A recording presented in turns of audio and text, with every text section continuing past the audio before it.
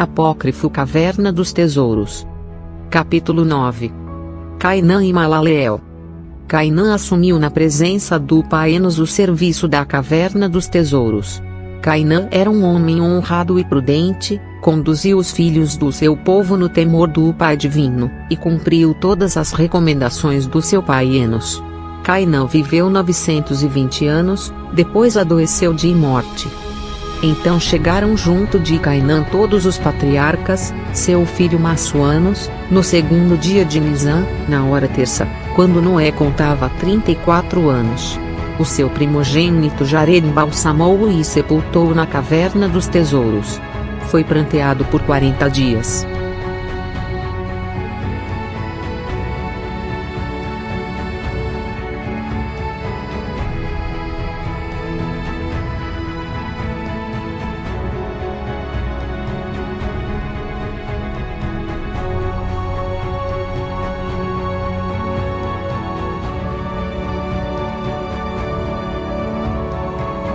Então Jared assumiu o serviço do pai.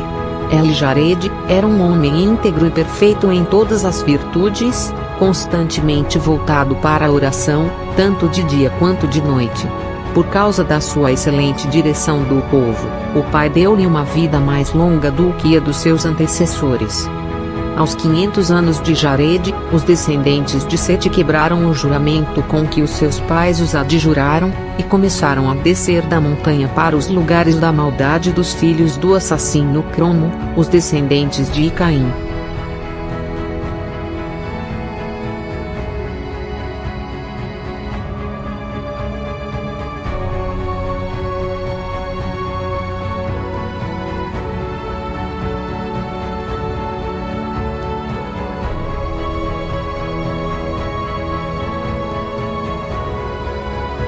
Assim deu-se a queda dos filhos de Set, compartilhando com os filhos de Caim, e terça parte caídas. Quando Jared havia completado 40 anos, encerrava-se o primeiro milênio, que abrangia de Adão até Jared.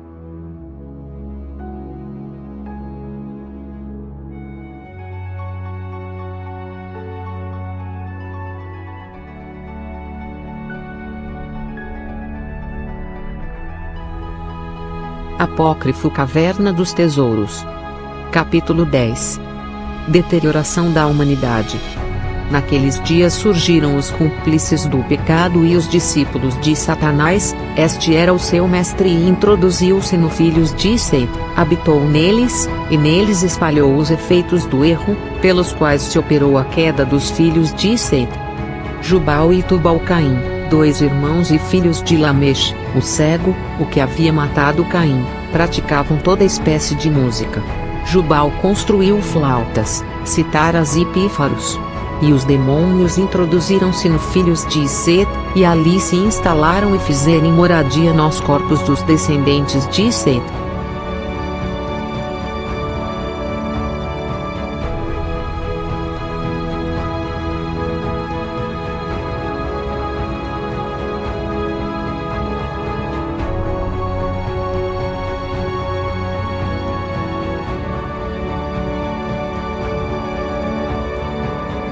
Quando eram sopradas, as flautas davam voz aos demônios, e quando os filhos de Set e Caim tangiam as cítaras, os demônios cantavam. E Tubal-Caim construiu símbolos, matracas e tambores. E assim recrudescia a depravação dos filhos de Caim, bem como a sua devassidão, e de outra coisa não se ocupavam a não ser da luxúria.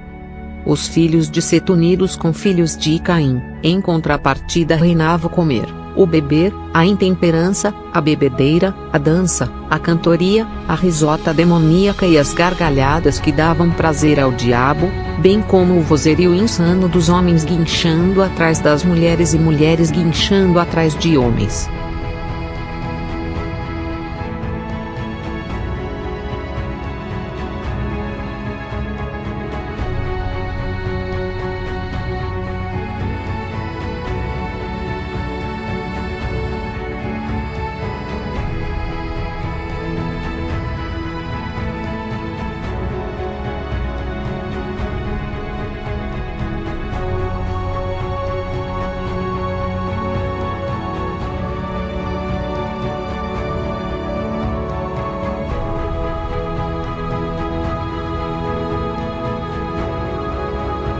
e com isso alegrava-se sobremaneira Satanás, por ter encontrado a maneira de espalhar os efeitos da desordem. Por meio disso conseguiu atrair os filhos de Sete para baixo da montanha.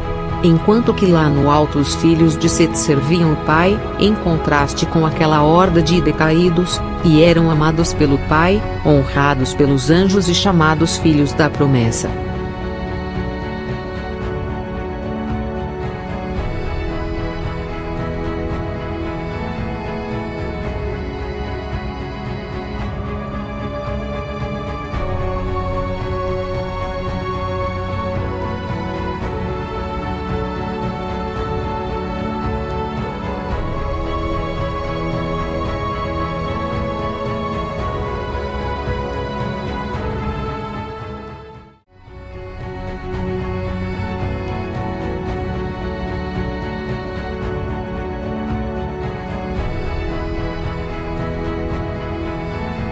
Apócrifo Caverna dos Tesouros.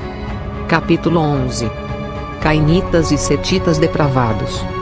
E reinava impudicícia entre os filhos de Caim. As mulheres corriam atrás dos homens e os homens atrás das mulheres sem a menor vergonha e misturavam-se numa orgia selvagem, praticavam a fornicação abertamente, sem pudor algum. 2, até 3 homens caíam em cima de uma mulher. E da mesma forma as mulheres corriam atrás dos homens, pois lá naquele lugar, estavam reunidos todos os demônios. Gostava de fazer práticas de orgias.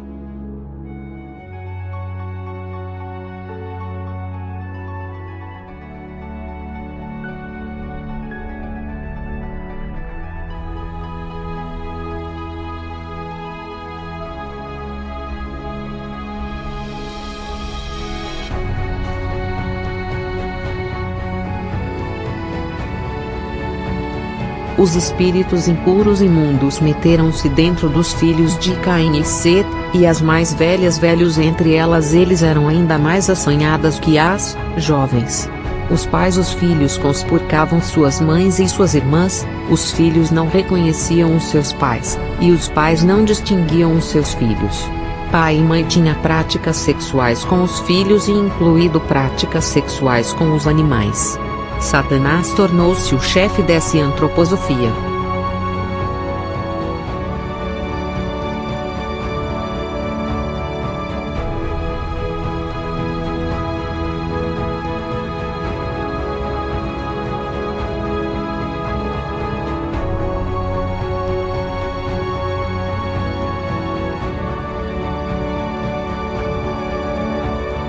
Antroposofia. A antroposofia ou antroposofia é uma doutrina filosófica e mística fundada pelo filósofo austríaco Rudolf Steiner. Segundo Steiner, a antroposofia é a ciência espiritual. Ela a apresenta como um caminho em busca da verdade que preenche o abismo historicamente criado desde a escolástica entre fé e ciência.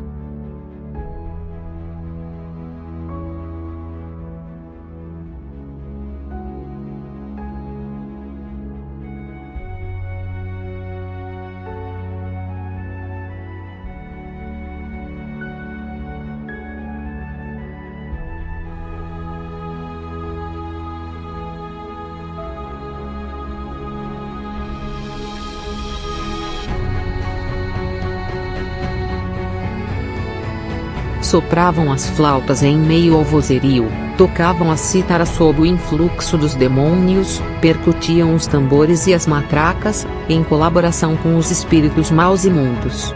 E o ruído das gargalhadas elevava-se nos ares, e foi ouvido no alto da montanha sagrada. Quando os filhos de Set escutaram aquele poderoso vozerio e aquelas gargalhadas, vindos do campo dos filhos de Caim, dentre eles, homens e mulheres fortes e vigorosos, reuniram-se e tomaram a resolução de descer até a área dos filhos de Caim.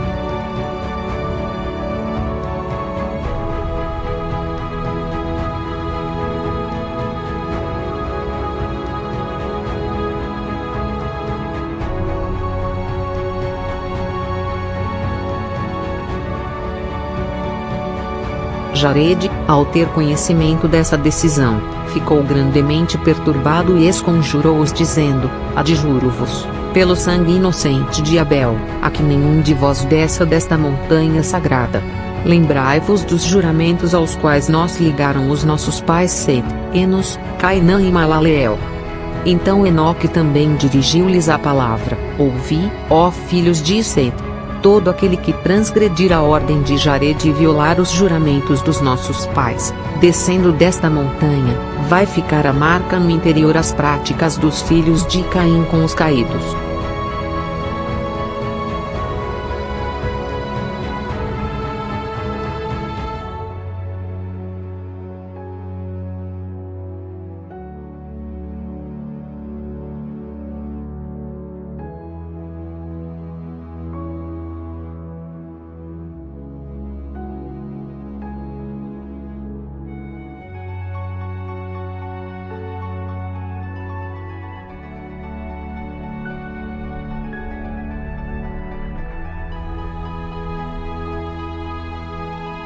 Mas os filhos de Set não quiseram ouvir nem a ordem de Jared, nem as palavras de Enoque, mas tiveram a audácia de desobedecer ao mandamento.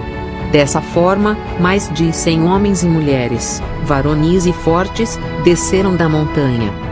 Lá embaixo viram as filhas e filhos de Caim, que eram de bonita e bonitos de aparência, e que descobriam as suas vergonhas sem o mínimo pudor.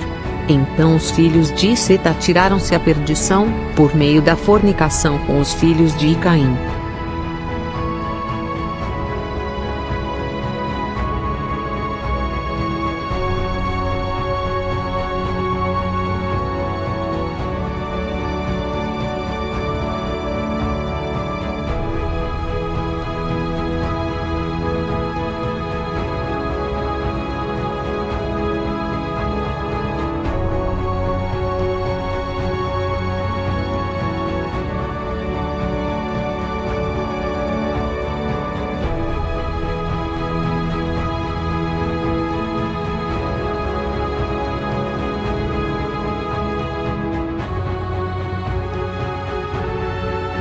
Mas depois disso pretendiam ainda voltar à montanha sagrada, apesar de decaídos e por terem abandonado o mandamento do Pai do céu.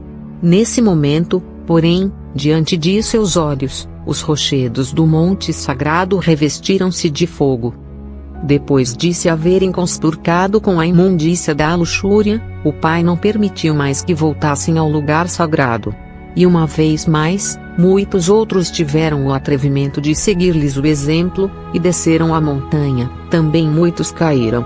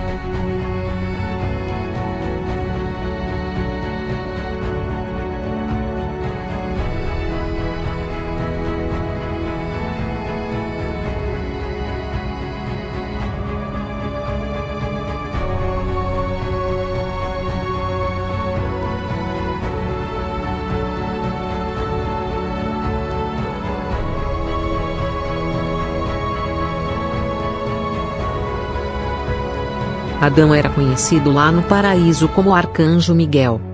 E criou o Pai o homem à sua imagem, a imagem do Pai o criou, homem e mulher os criou. Gênesis 1:27 a 28. Miguel, o arcanjo do Pai, soará a sua trombeta e Miguel reunirá seus exércitos e batalhará contra Satanás.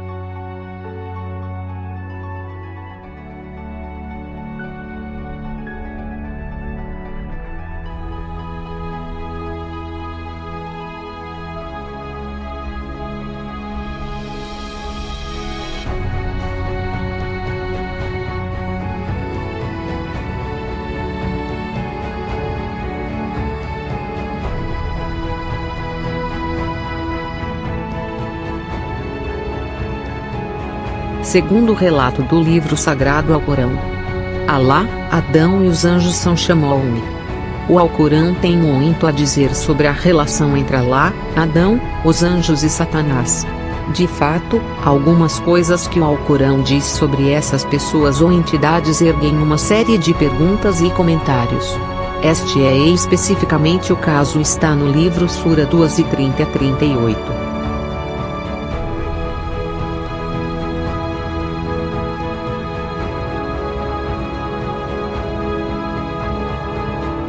Segundo, Alá ensina Adão em segredo nomes não especificados para silenciar os anjos que se queixam contra o homem.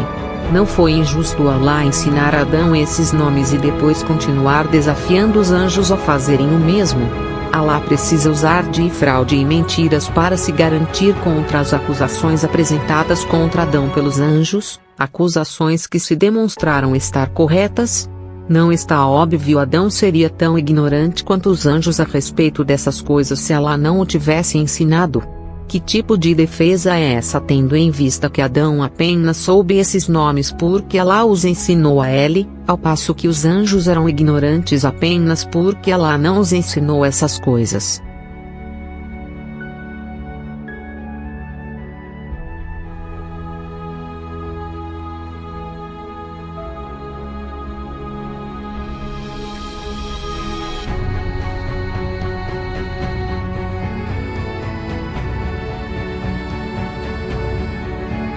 Terceiro, após usar de fraude para silenciar os anjos, Alá continua e ordena que os anjos adorem os homens. Essa ordem para adorar obviamente foi o resultado de o homem ter sido melhor que eles ao dizer o nome das coisas que Alá o ensinou pessoalmente. Por isso precisamos perguntar, por que fazer os anjos adorar Adão por ter sido capaz de dizer o nome das coisas que eles não sabiam se o homem apenas sabia porque Alá os ensinou a ele? E porque Alá está ordenando que eles se prostrem diante de Adão, uma criatura, se isso é absolutamente proibido no Islã? Se argumentarem que a prostração significava respeito e não adoração, então por que esse ato é hoje proibido no Islã? Está óbvio e Alá, diferentemente do Deus da Bíblia, está sempre mudando seus mandamentos e ideias ao passar do tempo.